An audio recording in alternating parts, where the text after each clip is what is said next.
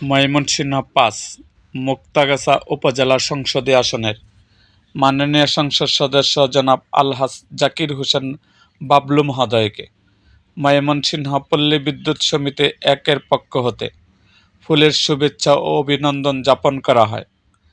এ সময় উপস্থিত ছিলেন ময়মনসিংহ পল্লী বিদ্যুৎ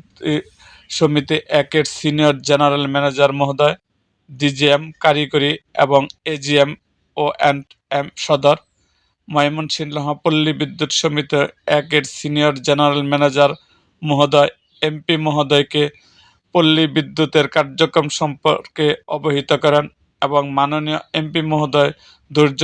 সহকারে তা শুনেন ও বিভিন্ন সমস্যার সমাধানের সহযোগিতার আশ্বাস প্রদান করেন। এরকম আরও ভিডিও পেতে এবং মুক্তাগাছার নানা ঘটনা ও ইতিহাস জানতে আমাদের মুক্তাগাছার ইতিহাস মিডিয়া ইউটিউব চ্যানেলটিকে সাবস্ক্রাইব করুন এবং পাশে থাকা বেল আইকনটি বাজিয়ে দিন।